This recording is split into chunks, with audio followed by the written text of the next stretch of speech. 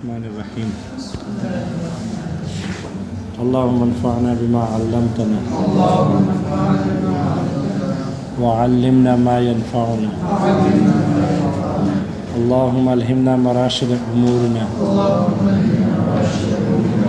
وقنا شرور انفسنا ربنا تقبل منا انك انت السميع العليم.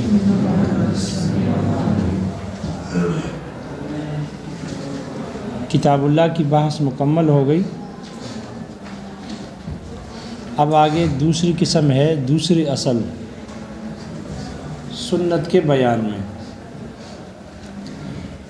مصنف کہتے ہیں کہ یہ باب ہے سنت کے اقسام کے بیان میں. ان میں سنت کے اقسام کو بیان کیا جائے گا. سنت لغت میں مطلق طریقے اور عادت کو کہتے ہیں، اور اصطلاحی تعریف آپ پڑھ چکے ہیں. اصطلاحی تعریف سنت کی کیا تعریف ہے؟ الطریقۃ المسلوکۃ فی الدین. سنت کہتے ہیں اس پسندیدہ اور رائج طریقے کو، دین میں پسندیدہ اور رائج طریقے کو سنت کہتے ہیں. اس کا اطلاق ان عبادات نافلہ پر ہوتا ہے سنت کا، جس کے کرنے پر ثواب ہے اور نہ کرنے پر عقاب نہیں ہے. عقاب نہیں ہے، البتہ لوم اور ملامتیہ ہے، ڈانٹ ڈپٹ ہے، عتاب ہے ترک پر، لیکن ترک پر سزا نہیں ہے. سنت کا اطلاق اس پر ہوتا ہے. لفظ سنت کو آپ علیہ الصلوۃ والسلام سے قرآن کے علاوہ جو کچھ صادر ہوں ان پر سنت کا اطلاق کیا جاتا ہے، چاہے آپ کا قول ہو یا آپ کا فعل ہو یا آپ کی تقریر ہو. آپ کی تقریر یعنی آپ کا سکوت ہو. تقریر کہتے ہیں آپ کوئی کام آپ کے سامنے ہو اور آپ اس کو دیکھ کر خاموش ہو جائے تو اس کو کہتے ہیں نبی علیہ السلام کی تقریر اس پر ثابت ہے. یا آپ کے سامنے کوئی بات کہی جائے اور آپ سن کر اس پر خاموش ہو جائے، ان پر رد نہ کرے جائز یا ناجائز ہونے پر، تو یہ کہتے ہیں اس کو تقریر کہتے ہیں. تو سنت کا اطلاق آپ علیہ الصلوۃ والسلام کے قول، فعل اور تقریر پر کی جاتی ہے. اسی طرح صحابہ کے قول، فعل اور تقریر پر سنت کا اطلاق کیا جاتا ہے. اسی طرح تابعی کے قول، فعل اور تقریر پر سنت کا اطلاق کیا جاتا ہے. سنت میں اور حدیث میں فرق ہے یا نہیں؟ تو اصولین کے نزدیک حدیث یہ خاص ہے قول کے ساتھ، اور سنت کا اطلاق تینوں پر ہوتا ہے، قول، فعل اور تقریر تینوں پر کیا جاتا ہے، جبکہ حدیث صرف قول کے ساتھ خاص ہے. البتہ محدثین، یہ تو اصولین کے نزدیک ہے، فقہا کے نزدیک ہے. محدثین کے نزدیک سنت، حدیث اور خبر تینوں کا معنی ایک ہی ہے. تینوں کا معنی ایک ہی ہے. سنت اور حدیث اور خبر سب ایک ہی معنی ہے، یعنی حدیث ہی پر اس کا اطلاق کیا جاتا ہے آپ علیہ الصلوۃ والسلام کے قول پر.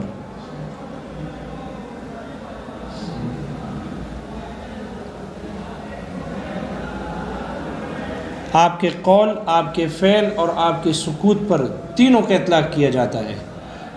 تو جیسے سنت کا اطلاق کیا جاتا ہے تینوں پر، اسی طرح حدیث کا بھی اطلاق کیا جاتا ہے، اسی طرح خبر کا بھی اطلاق کیا جاتا ہے محدثین کے ہاں. جبکہ فقہا کے ہاں، اصولیین کے ہاں حدیث اس کا اطلاق صرف قول پر کیا جاتا ہے اور سنت کا اطلاق تینوں پر کیا جاتا ہے. یہاں جو اس باب میں بیان کریں گے تو یہاں بھی سنت سے مراد صرف قول ہی ہے. ٹھیک ہے، سنت کا اطلاق تینوں پر کیا جاتا ہے، آپ کے قول، فعل اور تقریر تینوں پر ہے، صحابہ کے قول، فعل اور تقریر پر ہے. لیکن یہاں سنت سے مراد صرف قول ہی ہے. کیوں؟ اس لیے کہ آخر میں سنت کے بحث کے آخر میں مصنف نے خود ایک فصل بیان کی ہے جس میں آپ علیہ الصلوۃ والسلام کے اقوال کو بیان کیا ہے، صحابہ کے اقوال کو بیان کیا ہے۔ لہذا جب صحابہ نبی علیہ السلام کے اقوال کو آخر فصل میں بیان کیا، صحابہ کے اقوال کو بیان کیا ہے، لہذا یہاں سنت سے مراد پھر صرف قول ہی ہوگا۔ کتاب اللہ میں جتنی اقسام جاری ہو گئی، سنت تو ظاہر بات ہے کتاب اللہ کی فرع ہے، اصل اصول تو کتاب اللہ ہے۔ کتاب اللہ میں جتنی اقسام جاری ہو گئی، خاص، عام، مشترک، مؤول، وہ جو 20 اقسام ہیں، چاروں تقسیمات اور 20 اقسام جو کتاب اللہ میں جاری ہو گئی، وہی ساری کی ساری اقسام یہ سنت میں بھی جاری ہوتی ہے، سنت بھی ان کو شامل ہے، سنت میں بھی جاری ہوتی ہے۔ سنت بھی خاص، عام، مشترک، مؤول، اس میں بھی امر ہے، نہی ہے، مطلق ہے، مقید ہے، وہ ساری اقسام جو کتاب اللہ میں جاری ہوئی ہے وہ سنت میں بھی موجود ہے، سنت ان کو بھی شامل ہے، سنت میں بھی جاری ہوتی ہے۔ اب دوبارہ یہاں جاری کرنا، خاص کی مثال دینا، عام کی مثال دینا، مطلق اور مقید کی مثال دینا، تو خواہ بات لمبی ہو جائے گی، اس لیے سنت میں دوبارہ اس کو جاری نہیں کرتے، کہتے ہیں اس پر قیاس کر کے سمجھ لو۔ کتاب اللہ میں جاری کر دی گئی، کوئی سوتا رہا، کوئی جاگتا رہا، کوئی گپے لگاتا رہا، کوئی پڑھتا رہا، تو کتاب اللہ میں جاری کر دی گئی ہے، وہاں امر نہیں، امر کے اقسام، نہیں کے اقسام سارے بیان ہو گئے۔ اب دوبارہ سنت میں جاری کرنے سے دوبارہ سو جاؤ گے اس لیے کہتے ہیں اسی پر قیاس کر کے، جیسے یہ 20 اقسام کتاب اللہ میں جاری ہو گئی، سنت میں بھی جاری ہو جاتی ہے، اس لیے اس پر قیاس کر کے اسی سے سمجھ لینا چاہیے۔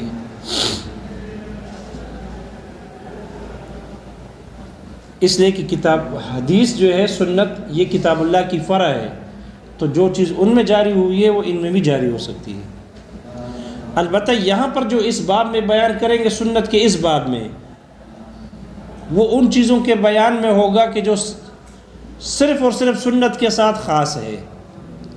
اس باب میں، سنت کے باب میں جو کچھ بیان ہوگا، یہ ان چیزوں کے بیان میں ہے کہ جو سنت کے ساتھ خاص ہے، سنت اس کے ساتھ خاص نہیں ہے، سنت کے ساتھ خاص ہے، یعنی جو سنت میں پائے جاتے ہیں، سنت کے علاوہ یعنی کتاب اللہ میں موجود نہیں، بتمامہا، سب کے سب موجود نہیں ہے، اگرچہ بعض موجود ہے۔ مثال کے طور پر اس باب میں کیا بیان ہوگا؟ یہ سنت ہم تک پہنچنے میں، یہ حدیث ہم تک پہنچنے میں کس کیفیت میں ہم تک یہ حدیث پہنچی ہے، وہ کیفیت اتصال کیسے ہوگی، اس اتصال کی کیفیت کے بیان میں ہے۔ وہ اتصال کی کیفیت یعنی وہ اتصال کامل ہوگا یا وہ اتصال ناقص ہوگا۔ اتصال کامل ہوگا یعنی اس میں نہ صورتاً شبہ ہو نہ معناً شبہ ہوتا ہے، جیسے کہ خبر متواتر ہوتی ہے۔ نبی علیہ السلام کی جو حدیث متواتر ہوتی ہے، جو خبر متواتر ہوتی ہے، وہ ہم تک اتصال کامل کے ساتھ پہنچتی ہے، اس میں نہ صورتاً شبہ ہوتا ہے نہ معناً شبہ ہوتا ہے۔ یا وہ اتصال ایسا اتصال ہوگا جس میں شبہ ہوگا، تو اگر شبہ ہے تو پھر دو حال سے خالی نہیں، یا شبہ صورتاً ہوگا یا شبہ صورتاً اور معناً دونوں ہوگا۔ اگر صرف صورتاً شبہ ہے، جیسے کہ حدیث مشہور ہے، حدیث مشہور، یا صورتاً اور معناً دونوں شبہ ہو، جیسے کہ خبر واحد ہے، تو یہ ہے کیفیت اتصال میں، کیفیت اتصال میں۔ دوسری قسم ہے، وہ ہے انقطاع میں، یہ حدیث منقطع ہو گئی ہے، اس کے راوی ساقط ہیں، ان کے سند میں راوی نہیں ہے، تابعی تبع تابعی، تبع تابعی کے بعد والے ڈائریکٹ نسبت کرتے ہیں، حدیث بیان کرتے ہیں کہ قال رسول اللہ صلی اللہ علیہ وسلم۔ اب تابعین نے تو نبی علیہ السلام کو دیکھا ہی نہیں ہے، ظاہر بات ہے تابعین نے صحابی کو گرایا ہے، یا تبع تابعی ڈائریکٹ نسبت کرتے ہوئے کہتے ہیں، تو ظاہر بات ہے تبع تابعین نے تو تابعی کو دیکھا ہے، صحابی کو تو نہیں دیکھا، نبی علیہ السلام کو تو نہیں دیکھا کہ ڈائریکٹ نسبت کرتے ہوئے کہتا ہے کہ نبی علیہ السلام نے فرمایا۔ لہذا یہ انقطاع ہے، انقطاع یا ظاہری ہوگی یا انقطاع باطنی ہوگی، انقطاع یا ظاہری ہوگی یا انقطاع باطنی ہوگی۔ اگر وہ انقطاع ظاہری ہے، ظاہراً سند سے راوی ساقط ہے، وہ آگے اس کی مرسل اقسام آ رہی ہے، وہ مرسل بن جائے گی، منقطع بن جائے گی، معضل بن جائے گی محدثین کے ہاں، جبکہ اصولین کے نزدیک سب مرسل ہے۔ یا وہ انقطاع باطنی ہے، یعنی حدیث تو بالکل ٹھیک ہے، سند متصل ہے، لیکن وہ حدیث جو ہے وہ کتاب اللہ کے مخالف ہے، کتاب اللہ کے ظاہر کے مخالف، سنت مشہورہ کے مخالف ہے، واقعہ مشہورہ اور حادثہ مشہورہ کے مخالف ہے، یا صدر اول کے ائمہ نے، صحابہ اور تابع صحابہ نے اس حدیث سے اعراض کیا ہو، اس سے استدلال نہ کیا ہو، ان کے سامنے حدیث موجود ہو لیکن پھر بھی اس حدیث سے استدلال نہیں کرتے، معلوم ہوا یہ حدیث منقطع ہے، اس میں انقطاع باطنی ہے۔ تو یہ دوسری قسم انقطاع میں، پہلی ایک قسم ہو گئی اتصال، کیفیت اتصال، دوسری ہو گئی انقطاع میں۔ تیسری جو قسم ہے جو اس میں بیان ہوگی سنت کے بیان، سنت کے باب میں، وہ ہے محل خبر میں، کس محل میں خبر حجت ہے اور کس محل میں خبر واحد حجت نہیں ہوگی۔ اس لحاظ سے بھی دو قسمیں ہیں، یا وہ محل حقوق اللہ سے تعلق رکھتا ہوگا یا وہ محل حقوق العباد سے تعلق رکھتا ہے۔ اگر حقوق اللہ سے تعلق رکھتا ہے تو پھر دو حال سے خالی نہیں، یا تو عقوبات میں خبر واحد آئی ہوگی یا عبادات میں ہوگی، تو چاہے عبادات میں ہو یا عقوبات میں ہو، خبر واحد کو حجت بنایا گیا ہے، سوائے شیخ ابو الحسن کرخی رحمہ اللہ، وہ اختلاف کرتے ہیں، وہ کہتے ہیں نہیں، عقوبات میں خبر واحد حجت نہیں ہے، عبادات میں ہے، عقوبات میں نہیں ہے۔ اگر حقوق العباد میں ہے تو حقوق العباد میں پھر تین قسمیں بنتی ہے، اس خبر سے دوسرے پر کوئی چیز لازم کی جا رہی ہوگی، یا اس خبر سے دوسرے پر کوئی چیز لازم نہیں کی جا رہی، یا وہ خبر ایسا ہوگا کہ من وجہن دوسرے پر ایک چیز لازم کرتی ہے اور من وجہن لازم نہیں کرتی۔ اس محل میں خبر کو حجت بنایا جائے گا، تو یہ اس محل کے بارے میں ہے کہ اس میں حدیث خبر واحد حجت ہے یا نہیں، اس باب میں اس کا بیان ہوگا۔ اور چوتھی قسم نفس خبر کے بارے میں ہے، نفس خبر آیا حجت ہے یا نہیں، تو پھر اس کی بھی چار قسمیں بنتی ہے۔ ایک خبر وہ ہے جو سراسر سچی ہی سچی ہے، جیسے انبیاء کی خبریں ہیں، جیسے کہ انبیاء کی خبریں ہیں، اس لیے کہ وہ جھوٹ سے معصوم ہے۔ دوسری قسم وہ ہوتی ہے کہ جو سراسر جھوٹی ہی جھوٹی ہے۔ تیسری قسم وہ ہے کہ جو دونوں کا احتمال رکھے، برابر ہے، سچ کا بھی احتمال رکھتی ہے اور جھوٹ کا بھی احتمال رکھتی ہے، جیسے خبر فاسق ہے۔ اور چوتھی قسم ہے کہ جو ایک عادل اور ضابط آدمی کی خبر ہو کہ جس کا سچا ہونا اس کے جھوٹے ہونے پر راجح ہو، غالب ہو، اور اس میں شرائط پائے جا رہے ہوں، یعنی عادل ہو، عاقل ہو، ضابط ہو۔ ایسے راوی کی خبر، وہ خبر پھر اس کی تین جہتیں نکلتی ہے، تین اطراف نکلتے ہیں، طرف سماعت، طرف حفظ اور طرف ادا۔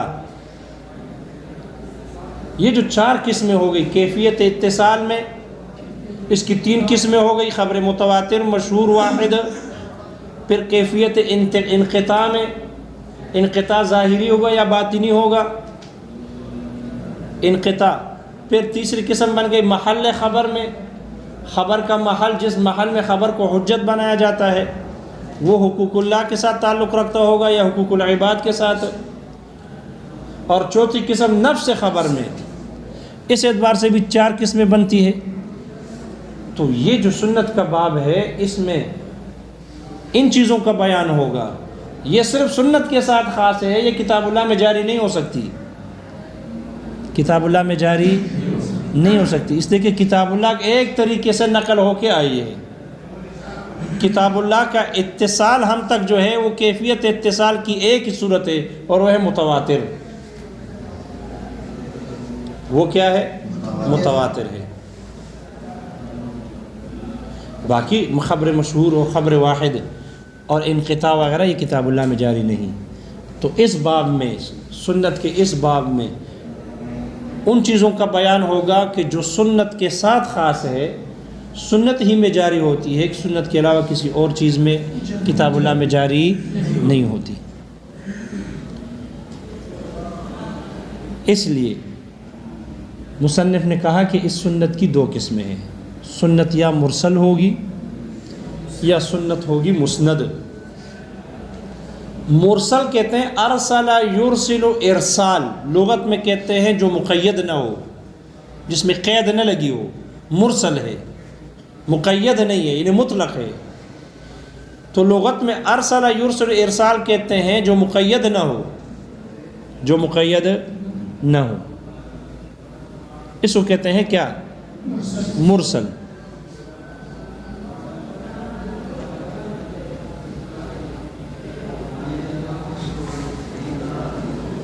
ارسل یرسل ارسال، اس کا معنی ہے سند میں، راوی کا سند میں راویوں کو گرا دینا، ارسال کرنا، سند ذکر نہ کرنا، یعنی حدیث ذکر کرے سند کی قید کے بغیر ہو، حدیث کی سند ذکر نہ کرے، اور ڈائریکٹ تابعی، صحابی ڈائریکٹ نسبت کرے اور کہے کہ قال رسول اللہ صلی اللہ علیہ وسلم کذا، یا تابعی ڈائریکٹ نسبت کرے اور صحابی کے واسطے کو گرا دے۔ دیکھو صحابہ بھی میں احتمال ہے کہ صحابی نے یہ حدیث ڈائریکٹ نبی سے نہیں سنی، بلکہ اس نے کہ یہ حدیث کسی اور صحابی سے سنی ہے، اس نے نبی علیہ السلام سے سنی ہے۔ اگرچہ صحابہ نے نبی علیہ السلام کو دیکھا ہے، ان کی مجلس میں بیٹھے ہوئے ہیں، ان کی صحبت اختیار کی ہے، لیکن ان کے ہر حدیث وہ آپ سے سنی ہو یہ ضروری نہیں ہے۔ اس صحابی کے حدیث میں یہ احتمال ہے کہ اس نے یہ حدیث دوسرے صحابی سے سنی ہو، تو اب وہ دوسرا صحابی تو دوسرے صحابی کا نام ذکر نہیں کرتا، اپنے استاذ کا ذکر نہیں کرتا جس سے وہ حدیث سنی ہے، اور ڈائریکٹ نسبت کرتے ہیں قال رسول اللہ صلی اللہ علیہ وسلم کذا۔ یہ ہے ارسال۔ یا تابعی ڈائریکٹ نسبت کرے، یا تبع تابعی ڈائریکٹ نسبت کرے، یا تبع تابعی کے بعد والے حضرات ڈائریکٹ نسبت کرتے ہوئے نبی علیہ السلام کے قول کو ذکر کرتے ہیں اور درمیان میں راوی ذکر نہیں کرتے، یہ ہے ارسال۔ کرنے والا، یہ کرنے والا، سند کو ذکر نہ کرنے والا، ڈائریکٹ نسبت کرنے والے کو کہتے ہیں مرسل۔ اور جو حدیث اس طرح ہوتی ہے کہ اس میں سند کا بیان نہیں ہوتا، تابعی، تبع تابعی یا بعد والے حضرات ڈائریکٹ نسبت کر کے بیان کرتے ہیں، سند کو ذکر نہیں کرتے، اس حدیث کو کہتے ہیں مرسل۔ اسے کیا کہتے ہیں؟ مرسل۔ ارسال اس فعل کو کہتے ہیں جس میں سند کو گرا کر نسبت کی جاتی ہے۔ اس کے مقابلے میں ہے مسند، اس کے مقابلے میں ہے مسند۔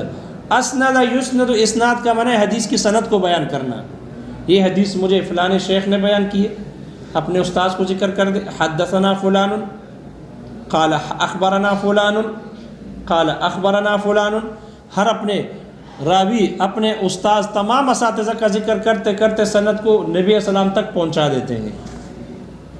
یہ ہے اسند یسند اسناد، حدیث کے لیے سند کو ذکر کرنا۔ تو یہ فعل اسناد ہے، کرنے والا مسند ہے، سند کو بیان کرنے والا ہے، اور جس حدیث کی سند کو بیان کیا جائے اس کو کہتے ہیں مسند۔ وہ حدیث کیا ہے؟ مسند۔ تو ایک مرسل اور اس کے مقابلے میں مسند۔ فقہا کی اصطلاح میں، اصولیین کی اصطلاح میں مرسل چاہے صحابی ڈائریکٹ نسبت کرے، صحابی کو گرا دے، یا چاہے تابعی نسبت کو ڈائریکٹ نبی کی طرف نسبت کرتے ہوئے صحابی کو گرا دے، اس راوی کو ذکر نہ کرے صحابی کو، یا تبع تابعی، تابعی اور صحابی دونوں کے راویوں کو گرا کر ڈائریکٹ نسبت کرے، تو چاہے درمیان میں ایک راوی گرا ہو درمیان میں 2 راوی گرے ہوں، درمیان میں سارے راوی گر جائے، اصولین کے نزدیک، فقہا کے نزدیک یہ ساری صورتیں مرسل کی ہے، جبکہ محدثین کے نزدیک ان میں فرق ہے۔ محدثین کہتے ہیں مرسل وہ روایت ہے کہ تابعی صحابی کے واسطے کو گرا کر ڈائریکٹ نسبت کر دے، کیونکہ تابعی ظاہر بات تابعی اس لیے بنا ہے کہ صحابی کو دیکھ کے نبی علیہ السلام کی زیارت نہیں کی، صحبت نہیں اٹھائی، لہذا یہ تابعی ہے۔ تابعی براہ راست کہتا ہے کہ قال رسول اللہ صلی اللہ علیہ وسلم قضا، اب ظاہر بات تابعی ہے، اس نے حدیث خود تو نہیں سنی، اس لیے وہ صحابی کے واسطے کو گرا دے۔ تو اگر تابعی ڈائریکٹ نسبت کرتا ہے تو محدثین کہتے ہیں یہ ہے مرسل۔ اگر تابعی کے بعد والا کوئی راوی درمیان میں صرف ایک راوی کو گراتا ہے، دوسرے